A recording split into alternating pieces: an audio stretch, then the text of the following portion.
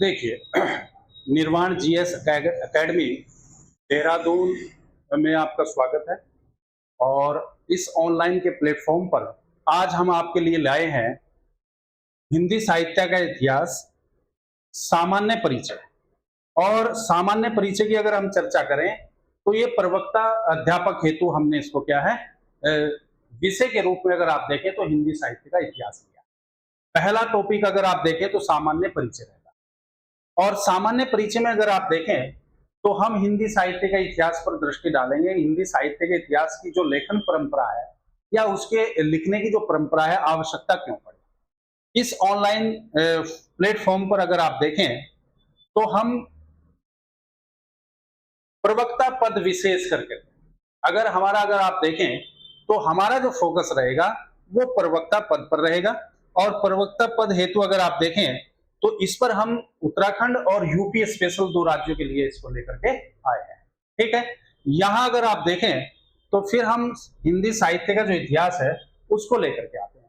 यानी अगर आप देखें तो हिंदी साहित्य के इतिहास में सामान्य रूप से अगर आप देखें तो जैसे हिंदी साहित्य का इतिहास हमें पढ़ना होता है, उसके साथ साथ अगर आप देखें जैसे इसमें सबसे पहले हम सामान्य परिचय के आगे बढ़ेंगे जब, तो सामान्य परिचय देते हुए फिर हम आगे बढ़ते हैं। जैसे आपका आदिकाल हुआ, आदिकाल के बाद देखें तो भक्ति काल है, बड़ा इंपॉर्टेंट टॉपिक रहता है। भक्ति काल के बाद देखें तो अगर आप रीति काल को देखें, रीति काल के बाद अगर आप देखें तो आधुनिक काल है। आधुनिक काल में अगर हम डिवाइड करें, जब हम इस पर चर्चा करेंगे तो आधुनिक काल में हम सामान्य रूप से अगर आप देखें भारतेंदु युग हुआ, आपका द्विवेदी युग हुआ। और द्विवेदी युग के साथ साथ अगर आप देखें तो आपका क्या है, छायावाद हुआ, प्रगतिवाद हुआ, प्रयोगवाद हुआ और नई कविता हुआ। इसी के साथ साथ अगर आप देखें तो गद्य विकास देखेंगे हम। जैसे अगर आप देखें नाटक हुआ, उपन्यास हुआ, कहानी हुआ, निबंध हुआ और आलोचना का सेगमेंट हुआ। इसी से इतर अगर आप देखें तो अन्य गद्य विधाएं देखेंगे हम। जैसे आपका रेखा चित्र हुआ, संस्मरण हुआ, इन पर हम क्या रेखा चित्र हुआ, संस्मरण हुआ, आपका यात्रा वृतांत हुआ, आत्मकथा हुआ, जीवन वर्त हुआ। तो ये अगर आप देखें तो हिंदी साहित्य के अंतर्गत हम प्रवक्ता जो अध्यापक पद हेतु अगर आप देखें तो उस पर हम क्या है विशेष से एक एक अगर आप देखें टॉपिक पर चर्चा करेंगे। आज का जो हमारा सामान्य टॉपिक है वो टॉपिक है हमारा सामान्य परिचय। और इस सामान्य परिचय में अगर आप देखें तो इस सामान्य परिचय में हमने सबसे पहले अगर आप देखें तो हिंदी साहित्य का इतिहास। और हिंदी साहित्य का इतिहास में अगर आप देखें तो हमारा जो टॉपिक है वो है सामान्य परिचय। क्या है? सामान्य ये परिचय है। ठीक है, सामान्य परिचय की अगर हम बात करें तो सामान्य परिचय में हम इन चीजों को उठाते हैं कि सामान्य परिचय अगर आप देखें तो हिंदी साहित्य का जो इतिहास है उसकी लिखने की यानी अगर आप देखें आवश्यकता क्या, अगर हम इस पर चर्चा करें तो पहले जो हमारे जहन में क्वेश्चन आता है, आवश्यकता क्यों। इस पर पहले आप फोकस करें, आवश्यकता क्यों है और आवश्यकता अगर है तो किस कारणों से है उस पर हम देखेंगे। क्या ऐसा तो नहीं है कि कहीं ना कहीं क्या है इतिहास लेखन की जो परंपरा है इस पर कहीं ना कहीं अगर आप देखें तो इस विषय को लेकर के कोई मत है, या हम हिंदी साहित्य का जो इतिहास लिख रहे हैं क्यों लिख रहे हैं, इस पर बहुत सी अगर आप देखें बहुत सी राय है, मत है अपने। लेकिन हम उस पर नहीं जाते, हम सामान्य ये देखते हैं कि हिंदी साहित्य का जो इतिहास है आवश्यकता क्यों पड़ी। आवश्यकता की अगर हम बात करें तो आवश्यकता क्यों, सामान्य रूप से अगर आप देखें जैसे हम एक एक चीज को लेते हैं। अगर आप देखें तो जो पुनर्लेखन की आवश्यकता हुई हिंदी साहित्य के इतिहास की, वो पुनर्लेखन की आवश्यकता इसमें अगर आप देखें तो विषय को लेकर के कोई मतभेद नहीं है। यानी विषय में अगर आप देखें तो दो मत नहीं हो सकते, दो मत नहीं होंगे। यानी इसका सीधा मतलब अगर आप देखें तो विषय को लेकर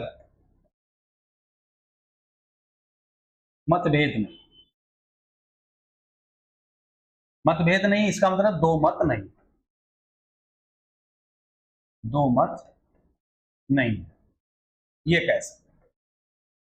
जब दो मत नहीं है इसका मतलब है कि कहीं ना कहीं कारण स्पष्ट है। तो इसीलिए हमने कहा है कि इसके दो स्पष्ट कारक हैं। क्या है? अगर आप देखें तो इसके दो स्पष्ट कारक, दो स्पष्ट ये कारण है, जिनमें अगर आप पहले की बात करें तो पहले की हम जब बात करते हैं तो पहला सामान्य रूप से अगर आप देखें तो साहित्य का चेतना यानी साहित्य की जो चेतना है, साहित्य की चेतना, विकास, और विकास के बाद अगर आप देखें तो नवीन शोध प्रणाली भी कह सकते हैं।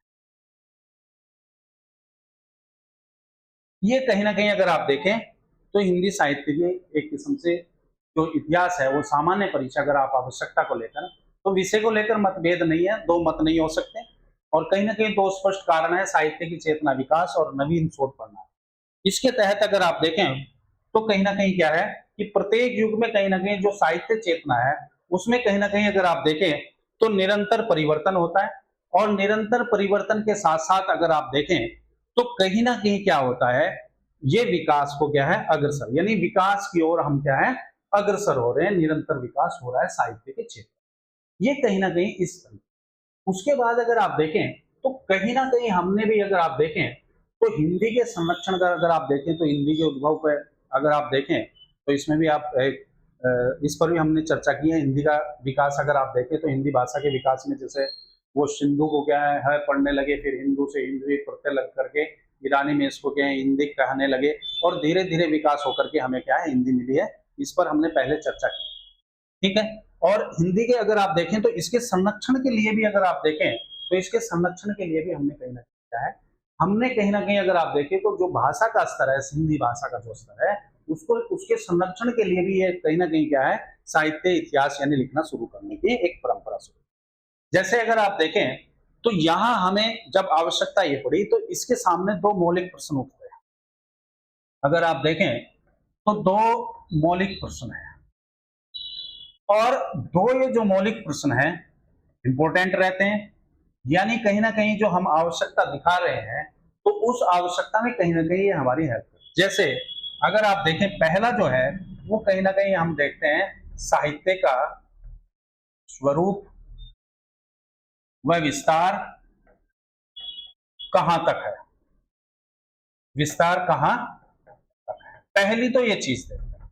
दूसरा अगर आप देखें जब हमने दो मौलिक प्रश्न उठाए हैं तो पहला तो है कि इसका स्वरूप, साहित्य का जो स्वरूप है क्या है, और विस्तार कहां तक है इसका, इस पर फोकस करते हैं।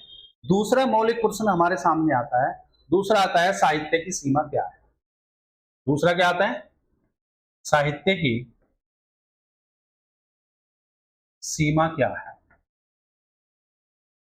ये लेकर के आता है, ठीक है। यानी अगर आप सामान्य रूप से देखें तो साहित्य की सीमा क्या है, इस रूप में आप देख सकते हैं, ठीक है। और जब हम ये कहते हैं कि कहीं ना कहीं क्या है, ये जो हमारा साहित्य का स्वरूप है और विस्तार है ये कहां तक विस्तृत है, तो इसमें एक प्रश्न यहां से जनरेट होता है। जब हम इतिहास की दृष्टि में जाते हैं तो इतिहास में हम ये देखते हैं कि जो साहित्य का स्वरूप और विस्तार है वो कहीं ना कहीं राजनीतिक कारणों से, राजनीतिक उस समय की जो सत्ताएं थी, यानी राजनीतिक कारणों से अगर आप देखें तो राजनीतिक कारणों से वो उलझा हुआ है, उसको सुलझाना बहुत ही मुश्किल है, संभव सा लगता है। ऐसा हम मानते हैं कि इसके स्वरूप और विस्तार को अगर हम छेड़े या इसको देखें तो कहीं ना कहीं हमें राजनीतिक कारणों से जो उलझा हुआ है उसको निकालना बहुत असंभव सा लगता है।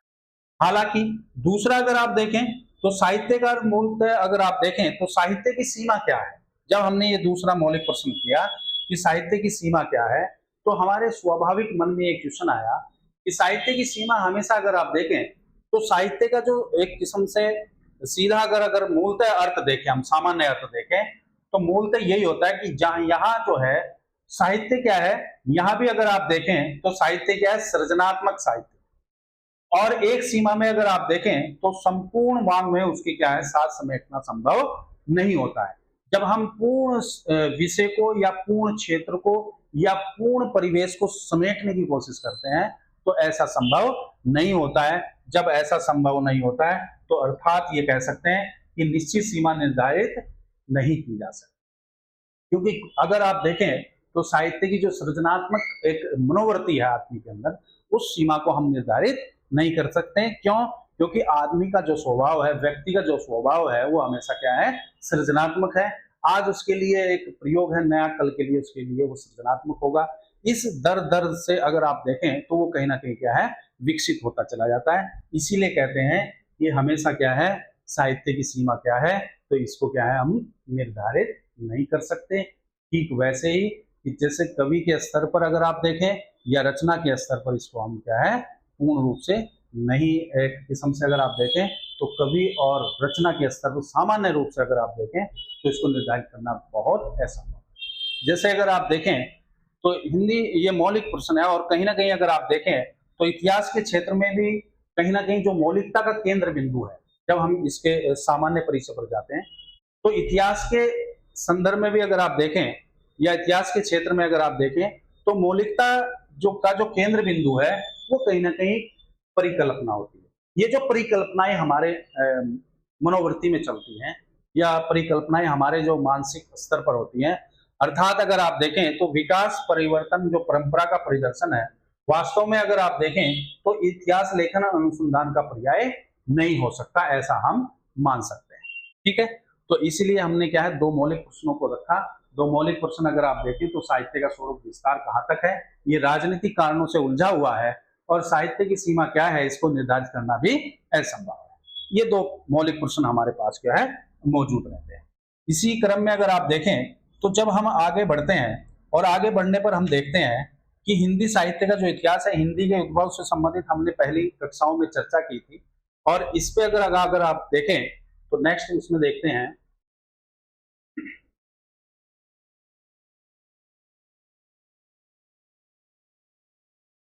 हिंदी साहित्य का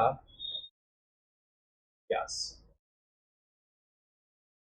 और हिंदी साहित्य के इतिहास में अगर आप देखें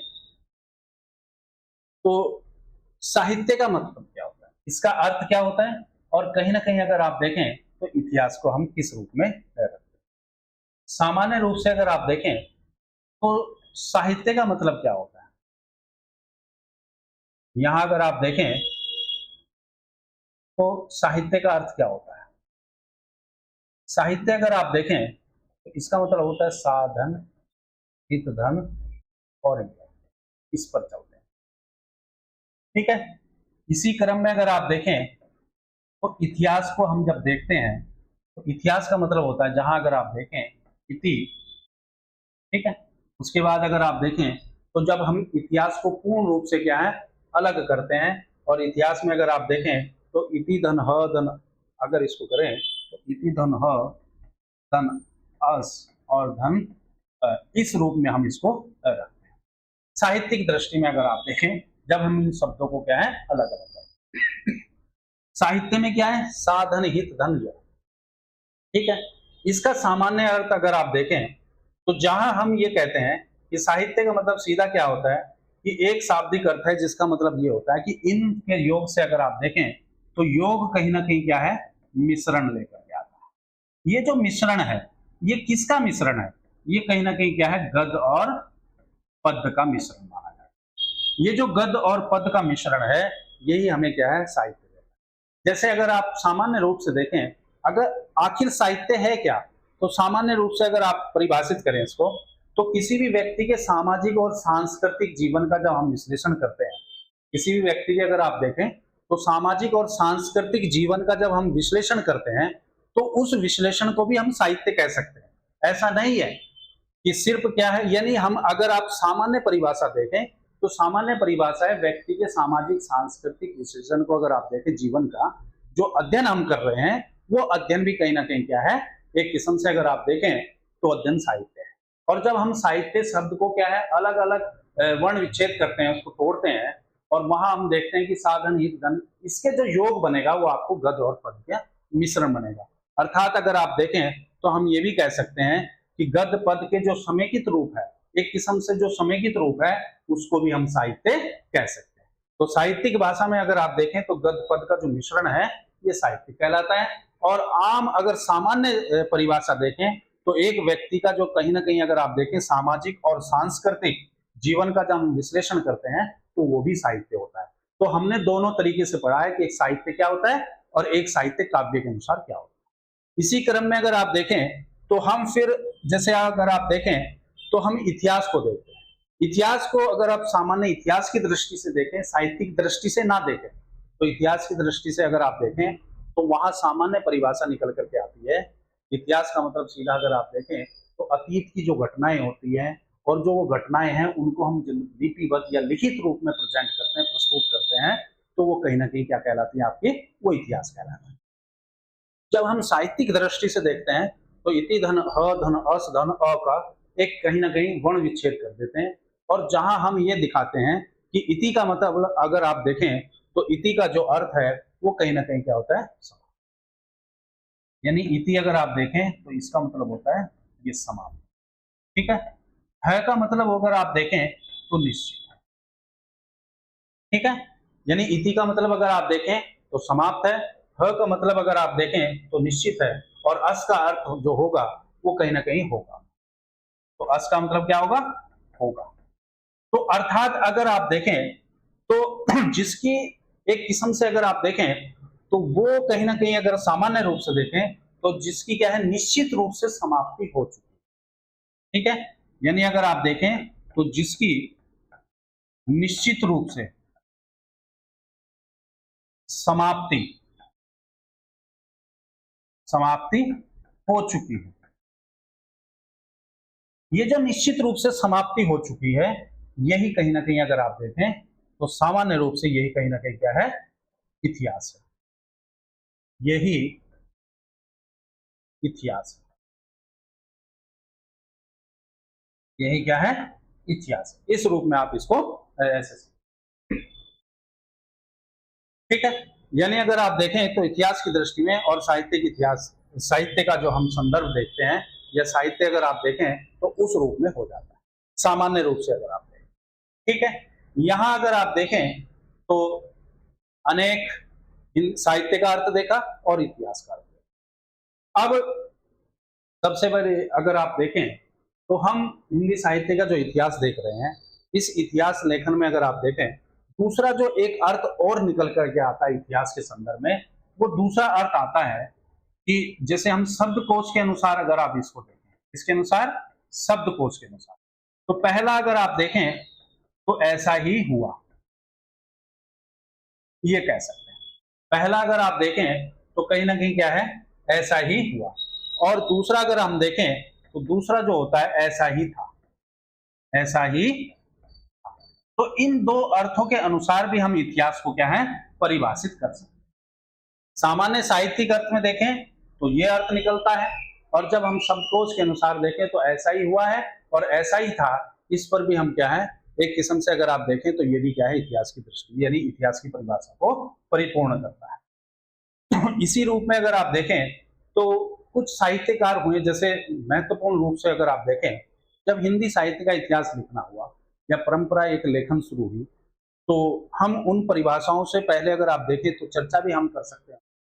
और चर्चा का विषय ये है कि सबसे पहले अगर आप इतिहास लेखन की परंपरा को देखें तो इतिहास लेखन की परंपरा में हम सामान्य रूप से अगर आप देखें तो इतिहास जब हिंदी साहित्य का लिखा गया तो इस परंपरा में जो 5 नाम या आरंभिक एक किस्म से जो 5 साहित्यकार हैं, उनमें जो पहला नाम आता है वो आता है गारसादा तासी का।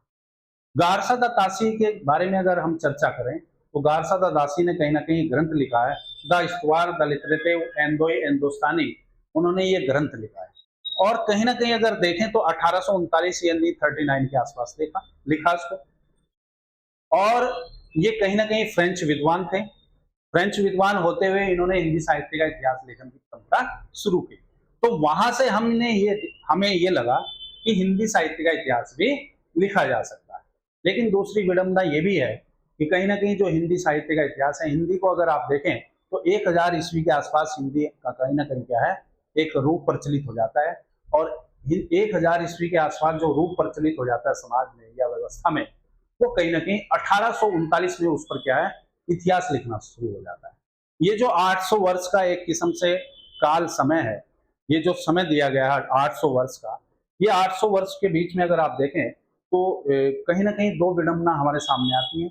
एक तो हिंदी का जो इतिहास लिख रहा है फ्रेंच विद्वान लिख रहा है, दूसरी विडंबना ये है हमारी कि 1000 से और 800 यानी 1800 के आसपास जब ये लिखा गया, 839 साल के बाद लिखा गया, तो आप समझ सकते हैं कहीं ना कहीं जो वास्तविकता है, यथार्थता है, उसमें कहीं ना कहीं क्या है, भाषा के स्तर पर, शिल्प के स्तर पर, या सामाजिक परिवेश के स्तर पर, सांस्कृतिक स्तर पर कहीं ना कहीं क्या है, या बोली के स्तर पर, या फिर क्या है, दृष्टिकोण या मनोवृत्ति के आधार पर हम क्या है ये मान सकते हैं कि कोई चीज अगर कहीं 1000 साल पहले हुई है और उसको 800 साल के बाद फिर उस पर क्या है लिखना प्रारंभ किया, तो आप समझ सकते हैं कि ये कहीं ना कहीं थोड़ा सा आप देखें तो कहीं ना वास्तविकता यानी यथार्थ से थोड़ा सा इतर हो सकता है। जब हम यथार्थ और इससे इतर मानते हैं तो आप जाहिर कर सकते हैं या समझ सकते हैं कि कहीं ना कहीं जो आदिकाल है वो भी कहीं ना कहीं इसी राजनीतिक, या अगर आप देखें तो आदिकाल भी कहीं ना कहीं इसी राजनीतिक परिदृश्य में, या फिर भाषा के स्तर पर, या कहीं ना कहीं अगर आप देखें तो एक किस्म से जो विकसित रूप है वो आदिकाल में नहीं मिल पाता है। इसीलिए जितने भी ग्रंथ हैं वो सारे कहीं ना कहीं क्या है, अप्रमाणित रूप में या प्रमाणित रूप में या अर्ध प्रमाणित रूप में बढ़ जाते हैं। ये यहीं से सीक्वेंस चलता है हिंदी साहित्य के इतिहास परंपरा लेकर।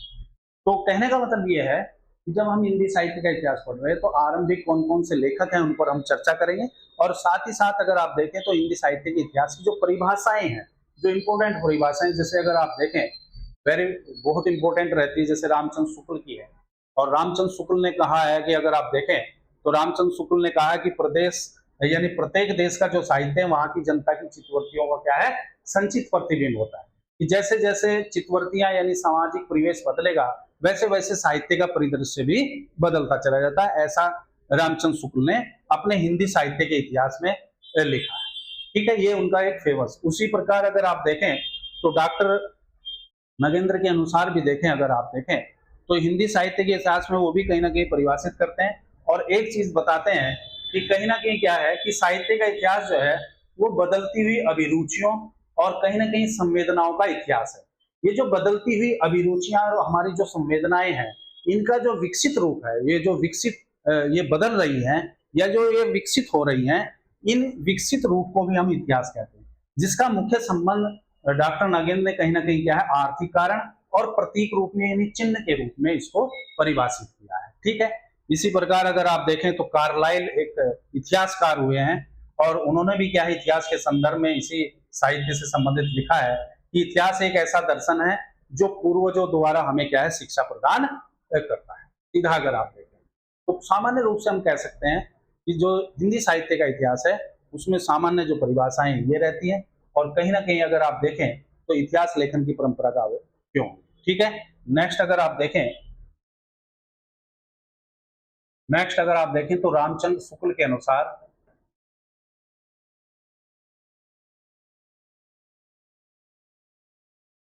रामचंद्र शुक्ल के अनुसार और रामचंद्र शुक्ल के अनुसार अगर आप देखें तो यहां इन्होंने कहा है कि प्रत्येक देश का साहित्य साहित्य जनता की यानी वहां की जनता की, अगर आप देखें तो जनता की, सीधा लिखेंगे इसको, जनता की चित्तवृत्तियों का संचित प्रतिबिंब होता है। संचित प्रतिबिंब होता है। ठीक है, सामान्य रूप से अगर आप देखें तो संचित क्या है, प्रतिबिंब होता है।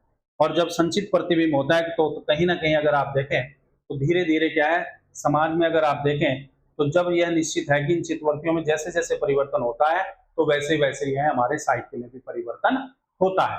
जैसे जैसे हमारी मनोवृत्ति बदलेगी वैसे वैसे हमारा साहित्य भी परिवर्तित हो जाता है। इस रूप को आप ऐसे समझ सकते हैं। उसी के अनुसार अगर आप देखें तो डॉक्टर नागेंद्र के अनुसार सामान्य रूप से अगर आप देखें, नेक्स्ट अगर आप देखें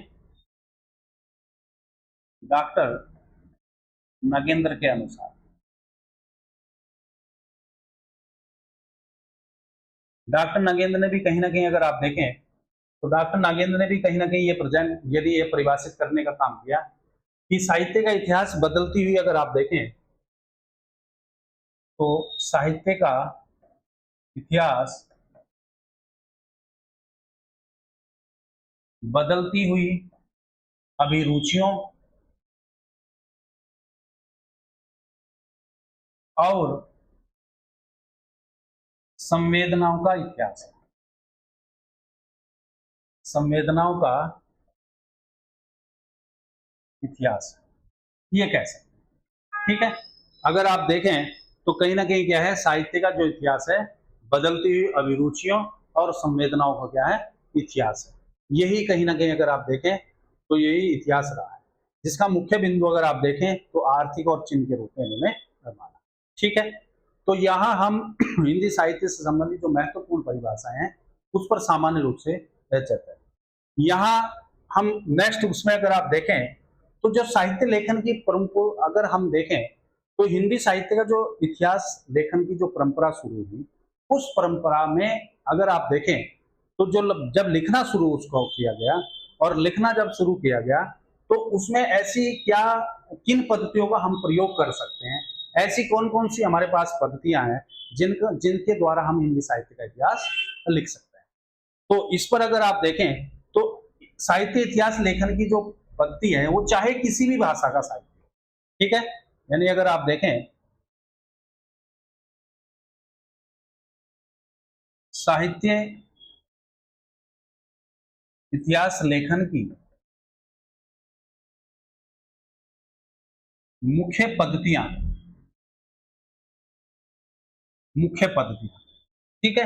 अब मुख्य पद्धतियों में अगर आप देखें, चाहे कोई भी भाषा का साहित्य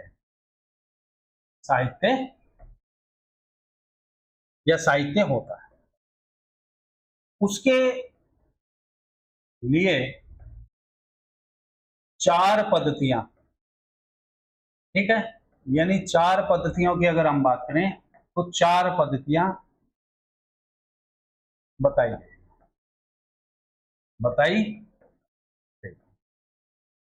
ये 4 पद्धतियां अगर हम चर्चा करें तो 4 पद्धतियां कौन कौन सी हैं, ठीक है। पहली पद्धति की अगर हम बात करें तो 4 पद्धति कौन कौन सी है जिन पर चाहे वो किसी भी भाषा का साहित्य लिखा जा रहा है, ठीक है। उन 4 में अगर आप देखें तो पहली जो आती है वो आती है वर्णानुक्रम। कौन सी आती है? वर्णानुक्रम पद्धति, ये आती है, ठीक है। और वर्णानुक्रम पद्धति में अगर आप देखें तो वर्णानुक्रम पद्धति में सामान्य रूप से क्या होता है कि जहां हम क्या है वर्ण को आधार बना करके क्या है कवियों का जीवन या रचनाओं का जीवन वृत्त लिखते हैं वर्णानुक्रम में। तो इसको हम सामान्य रूप से अगर आप देखें तो वर्णानुक्रम पद्धति का मतलब होता है जब हम वर्ण के अनुसार क्या करते हैं कवि के जीवन वर्त, उनके द्वारा दी गई रचनाएं या साहित्यिक जो योगदान है उसको हम वर्णानुक्रम यानी अल्फाबेट के अनुसार उसको व्यवस्थित करने का काम करते हैं। इसका प्रयोग अगर आप देखें तो वर्णानुक्रम पद्धति का जो प्रयोग है वो कहीं ना कहीं सबसे पहले अगर आप देखें तो गारसा दत्तासी इन्होंने किया है और दूसरा नाम आता है शिव सिंह सेंगर। ये जो शिव सिंह सेंगर है इनका नाम आता है। ये 2 ऐसे साहित्यकार हैं, इतिहास ग्रंथ लिखने वाले हैं जिन्होंने वर्णानुक्रम पद्धति का प्रयोग किया। दूसरा अगर आप देखें तो दूसरा आता है आपका कालानुक्रम। कालानुक्रम पद्धति में अगर आप देखें तो कालानुक्रम पद्धति में हम काल को यानी समय को ध्यान में रख करके उसका जन्म कब हुआ है, उसकी रचना का समय कब है, उसके अकॉर्डिंग हमने क्या है कालानुक्रम किया है, ठीक है। तीसरा कालानुक्रम की अगर हम चर्चा करें तो जो कालानुक्रम है उसमें अगर आप देखें तो जॉर्ज ग्रियर्सन और मिस बंधु का नाम आता है। इसका आता है जॉर्ज ग्रियर्सन और कहीं ना कहीं अगर आप देखें तो मिस्र बंधु का नाम आता है, जिसमें 3 लोग शामिल हो, ये मिस्र बंधु आ जाते हैं। तो कालानुक्रम यानी काल समय को ध्यान में रखते हुए उसको लिखते हैं जॉर्ज ग्रियर्सन और मिस्र बंधु। उनके जीवन को याद रखते हैं, उनके जीवन का समय को याद रख करके उनकी रचनाओं का समय क्या है और साहित्य में उनका क्या योगदान है, इसको लेकर के कालानुक्रम में। तीसरा जो पद्धति आती है आपकी साहित्य लेखन की परंपरा में, तीसरी अगर आप देखें तो तीसरी सामान्य रूप से कहीं ना कहीं क्या है वो आती है आपकी वैज्ञानिक पद्धति। कौन सी आती है? ये वैज्ञानिक पद्धति। वैज्ञानिक पद्धति की जब हम चर्चा करेंगे तो वैज्ञानिक पद्धति अगर आप सामान्य रूप से देखें तो वैज्ञानिक पद्धति कालानुक्रम यानी काल को तो ध्यान में रखती है, उसके साथ साथ अगर आप देखें तो तटस्थ और निष्पक्ष होकर लिखने की जो एक विधा है वो विधा भी कहीं ना कहीं आपके वैज्ञानिक पद्धति है, इसको भी आप याद रखें। यानी कालानुक्रम को यानी काल समय को ध्यान में रखते हुए भी आपको क्या है, तटस्थ और निष्पक्ष होकर लिखने की परंपरा हमें जो है वो वैज्ञानिक पद्धति है। ये वैज्ञानिक पद्धति को मानने वाले अगर आप देखें तो इसमें पहला जो नाम आता है वो आता है आपका हजारी प्रसाद द्विवेदी का। किनका आता है? हजारी प्रसाद द्विवेदी का। ये हजारी प्रसाद द्विवेदी। और दूसरा नाम कहीं ना कहीं अगर आप देखें तो गणपति चंद्र गुप्त का आता है। गणपति चंद्र ये गुप्त आता है। इन दोनों का नाम आता है वैज्ञानिक पद्धति में, जहां हम कालानुक्रम को ध्यान में रखते हुए तटस्थ और निष्पक्ष लेखन की परंपरा शुरू करते हैं। चौथे की अगर हम बात करें तो चौथा आता है आपका विधेयवादी, मोस्ट इंपोर्टेंट आंसर, ये आती है आपकी विधेयवादी पद्धति। और विधेयवादी पद्धति में अगर हम चर्चा करें तो विधेयवादी का मतलब सीधा ये रहता है कि जहां ये भी कहीं ना कहीं क्या है, कालक्रम को ध्यान में रखते हैं, यानी उसका जन्म कब हुआ है, रचना कब लिखी है, उस कालक्रम को ध्यान में रखते हुए अब ये बेस कर जाते हैं, यानी उस किसको लेते हैं, ये कहीं ना कहीं क्या है, शिल्प और भाव को, यानी साहित्य में क्या है, उसकी जो शिल्प है कवि की या रचना की जो शिल्प है, उस शिल्प को और जो भाव है उसके अंतर्गत, वो जो भाव और शिल्प है इन दोनों को क्या है, समन्वय लेकर के आते हैं। ये समन्वय लेकर ही अगर आप देखें तो इसीलिए हम कह सकते हैं कि कहीं भी अगर आप क्वेश्चन राइज करें या क्वेश्चन आता है, जैसे सब अगर आप देखें तो यहाँ क्वेश्चन ये सबसे इंपॉर्टेंट बनता है कि इन चार पत्तियों में महत्वपूर्ण जो पत्ती है वो कौन सी आती है। वैसे अगर आप देखें तो महत्वपूर्ण सारी ही पद्धतियां हैं क्योंकि सभी में इतिहास लिखा गया, लेकिन आज के परिप्रेक्ष्य में अगर आप देखें या आज के परिदृश्य में देखें तो कहीं ना कहीं जो विधेयवादी है, क्योंकि उसमें विधेयवादी में अगर आप देखें तो सबसे पहली तो विशेषता यही है कि रामचंद्र शुक्ल ने कहीं ना कहीं उसने अपना जो हिंदी साहित्य का इतिहास लिखा है उसमें उसका प्रयोग किया है। और कहीं ना कहीं जो शिल्प और भावगत एक किस्म से अगर आप देखें तो शिल्प और भाव का दोनों का क्या है, उसमें समन्वय है। दुनिया के अगर हम इतिहास लेखन में देखें तो विधेयवादी पद्धति का प्रयोग सबसे अधिक हुआ है।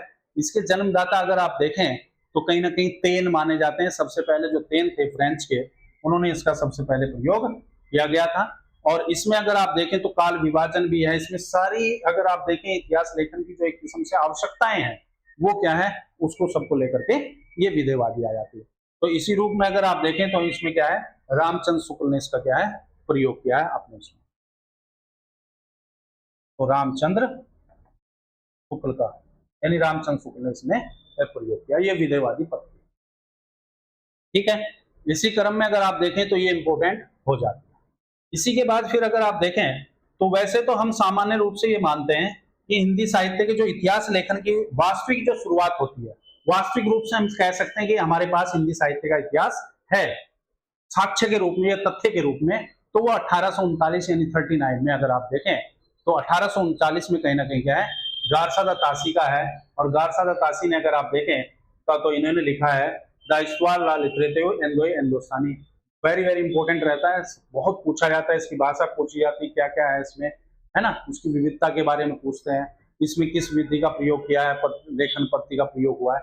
तो कहने का मतलब है कि ऐसा नहीं है कि 1839 में हमें सामान्य रूप से एक इतिहास लेखन की परंपरा मिली, एक साक्ष्य के रूप में मिला, लेकिन हम ये भी कह सकते हैं कि ऐसा नहीं है कि इससे पहले भी अनेक रचनाएं ऐसी मिली हैं हमें कि जहां कहीं ना कहीं अगर आप देखें तो हिंदी साहित्य के इतिहास की कहीं ना कहीं भनक हमें मिल जाती है। उन रचनाओं में इतिहास की भनक हमें कहीं ना कहीं मिल जाती है सामान्य रूप से अगर आप देखें तो। जैसे अगर आप देखें, जैसे 84 वैष्णव की वार्ता है गोकुल नाथ की आती है, उसी के बाद अगर आप देखें तो 252 की वैष्णव की वार्ता है, उसमें भी कहीं ना कहीं इन रचनाओं में भी इतिहास की भनक हमें दिखाई देती है, पृष्ठभूमि हमें कहीं ना कहीं इनमें इन रचनाओं के माध्यम से मिलती है। भक्तमाल हुआ आपका, जैसे कहीं ना कहीं विद्वान मोदगी हुआ, काव्य निर्णय हुआ, कवि नामावली हुआ, और कहीं ना कहीं अगर आप देखें तो कवि रत्नाकर का नाम भी इस कड़ी में जुड़ जाता है।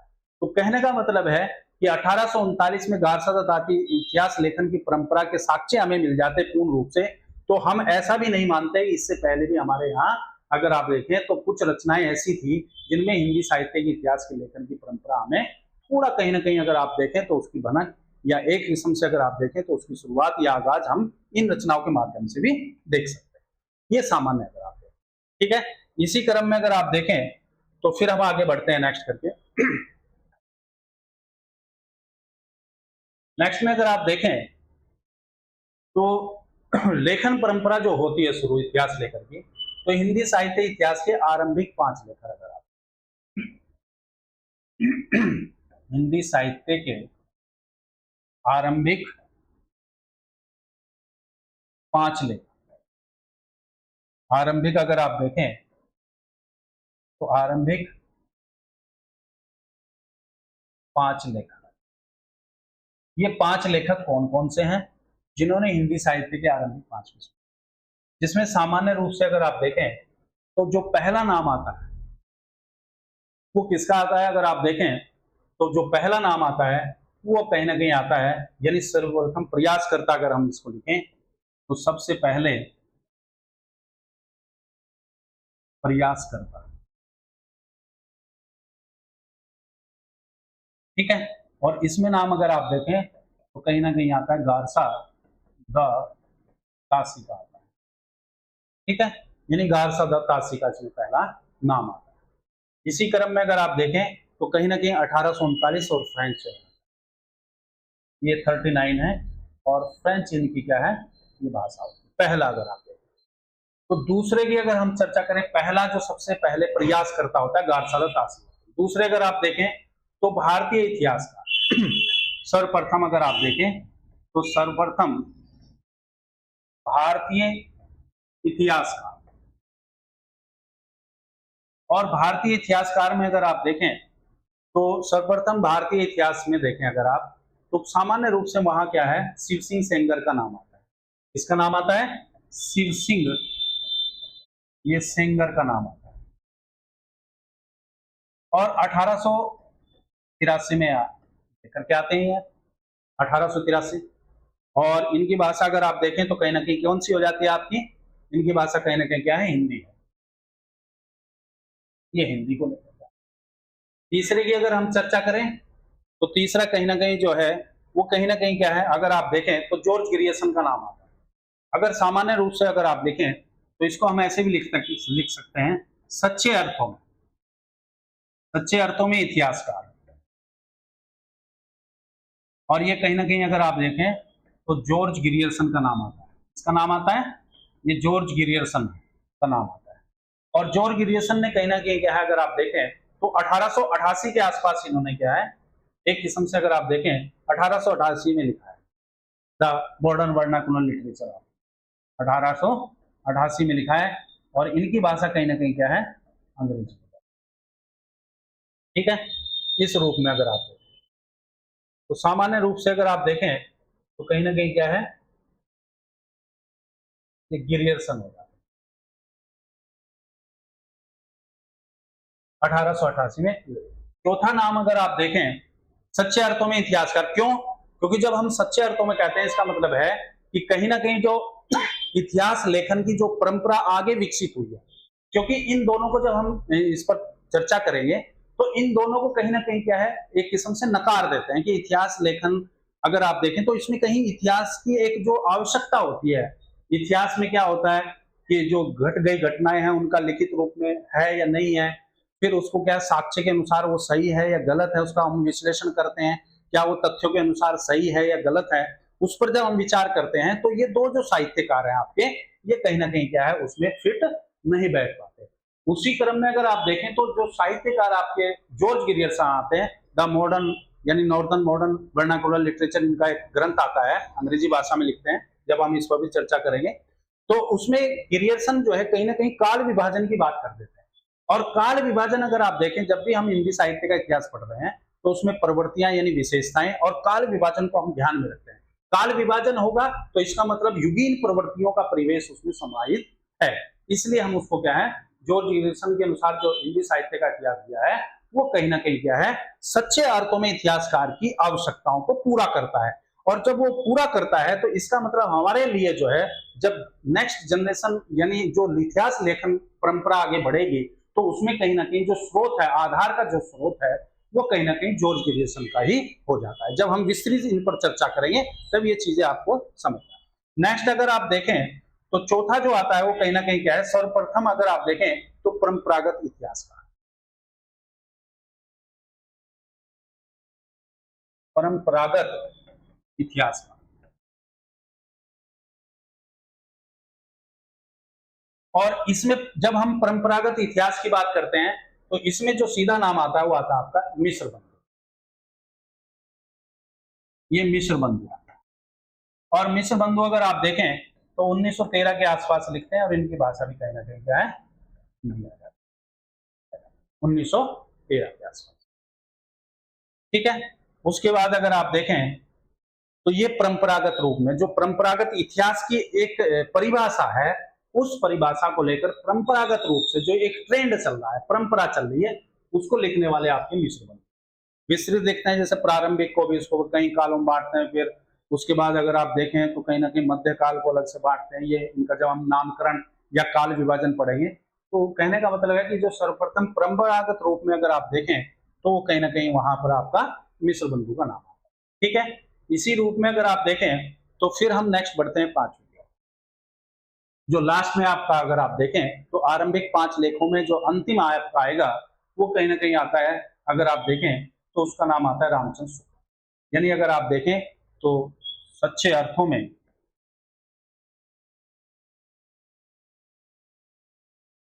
परंपरागत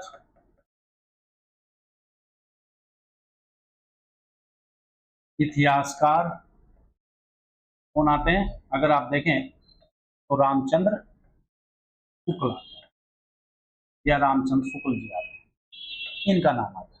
और रामचंद्र शुक्ल ने अगर आप देखें तो इन्होंने कहीं ना कहीं क्या 1929 में, और हिंदी में इन्होंने किया जाता 1929 सामान्य रूप से अगर, ठीक है। तो 1900 क्या है 29 में। और कहीं ना कहीं अगर आप देखें तो ये आपके गिरियर्सन जो है, ये जॉर्ज गिरियर्सन क्या है आधार ग्रंथ बन करके आते हैं। और परंपरागत इतिहासकार में अगर आप देखें तो रामचंद्र शुक्ल हमारे यहाँ इंपोर्टेंट हो जाते हैं। रामचंद्र शुक्ल का इतिहास अगर आप देखें तो कहीं ना कहीं शिल्पगत, भावगत और कालक्रम के अनुसार या विधेयवादी पद्धति के अनुसार क्या है, एकदम से क्या है, एक सामान्य रूप से अगर आप देखें तो पूर्ण रूप से क्या है प्रमाणित माना जाता है। और कहीं ना कहीं उसमें क्या है तथ्यों और जो घटित घटनाएं हैं उसके साथ उसका क्या है समन्वय है, तालमेल है। ठीक है। इसी क्रम में अगर आप देखें तो ये हिंदी साहित्य के जो हैं आपके आरंभिक 5 लेखक हैं। इसी क्रम में अगर आप देखें तो कुछ अन्य भी लेखक हैं जिन्होंने क्या है इसी कड़ी में कहीं ना कहीं कुछ संपादन किया है और कुछ कहीं ना कहीं इतिहास लेखन का काम किया है। जैसे डॉक्टर रामशंकर शुक्ल आते हैं, डॉक्टर रामकुमार वर्मा आते हैं, हजारी प्रसाद द्विवेदी आते हैं इनका नाम भी इस कड़ी में जुड़ जाता है कि जो कहीं ना कहीं क्या है अन्य लेखक भी हैं जो हिंदी साहित्य इतिहास लेखन की जो परंपरा है वो शुरू कर रहे हैं। डॉक्टर नागेंद्र का भी नाम आता है। हालांकि डॉक्टर नागेंद्र ने इतिहास नहीं लिखा है, ये आपको याद रखना है। डॉक्टर नागेंद्र ने कोई इतिहास नहीं लिखा है, सिर्फ क्या है अगर आप देखें तो संपादन का काम एक किया है सामान्य रूप से अगर आप देखें। ठीक है। तो यहाँ हम समझ सकते हैं कि जो किस्म से जो 5 आरंभिक लेखक हैं ये वेरी इंपोर्टेंट है। ठीक है। तो आज अगर आप देखें हमने सामान्य परिचय देखा, सामान्य परिचय के साथ साथ अगर आप देखें तो इनकी जो एक किस्म से क्या है इतिहास लेखन की जो परंपरा है वो किसने शुरू की, सामान्य हम उस पर फोकस कर रहे हैं। नेक्स्ट जो आपकी कल जो कक्षा होगी यहां से हम आगे बढ़ेंगे, क्योंकि अभी हमने क्या है सामान्य परिचय में सिर्फ क्या है जो एक पृष्ठभूमि इतिहास लेखन की जो शुरू हो रही है उस पर हम चर्चाएं कर रहे हैं अभी। ठीक है। और हमने ये भी देखा है कि जो इतिहास लेखन की जो 4 पद्धतियां हैं उस पर भी हमने चर्चा की। नेक्स्ट कक्षा में जो आपकी कल कक्षा होगी उस कक्षा में हम जो है इन पर विस्तृत रूप से क्या है, जैसे अगर आप देखें गारसा तासी ने जो अपना ग्रंथ लिखा है उसमें क्या विशेषताएं हैं, कब लिखा गया, कितने भागों में बांटा गया, क्या है उसके अंदर, उस पर हम विचार करेंगे। इसी के साथ साथ अगर आप देखें तो जो आपके शिव सिंह सेंगर है इन्होंने कौन सा ग्रंथ किया इस पर भी हम विस्तृत से चर्चा करेंगे। तो कहने का मतलब है जो आपके ये आरंभिक 5 लेखक हैं इस पर हम कल जो है विस्तृत चर्चा करेंगे। आज अगर आप देखें तो हमने 4 पद्धतियों पर भी चर्चा की जो महत्वपूर्ण थी। और यहाँ से अगर आप देखें तो क्वेश्चन हमेशा क्या है बनने की पूरी संभावना रहती है, जो हमारी 4 पद्धतियां रहती हैं कि कौन सी इंपॉर्टेंट है, किस, जैसे अगर आपसे पूछ लिया कि रामचंद्र शुक्ल ने किस इतिहास लेखन में किस पद्धति का प्रयोग किया, तो सामान्य क्वेश्चन रहता है आपका विधेयवादी। ठीक है। इस तरीके से हजारी प्रसाद द्विवेदी को देखें तो इसको है ना, हजारी प्रसाद द्विवेदी ने किस पद्धति का प्रयोग किया उस पर हमने चर्चा की है। ठीक है। तो आज की जो कक्षा है वो आप यहीं पर हम इसको क्या है विराम करते हैं और विराम देते हैं। अगर आप देखें तो हमने सामान्य परिचय की और कल फिर हम सामान्य परिचय को लेकर के आएंगे। धीरे धीरे फिर हम जो महत्वपूर्ण यानी जो हम एक किस्म से अगर आप देखें तो सामान्य परिचय से फिर हम आगे बढ़ते हुए आदिकाल पर आए। हम पहले सामान्य परिचय को देखें, खंगोले के उसमें क्या है, उसके बाद फिर हम आदिकाल और भक्ति काल से आगे हम हमारी एक यात्रा शुरू होगी। ठीक है, तो आज की कक्षा को हम यहीं पर विराम देते हैं। ओके।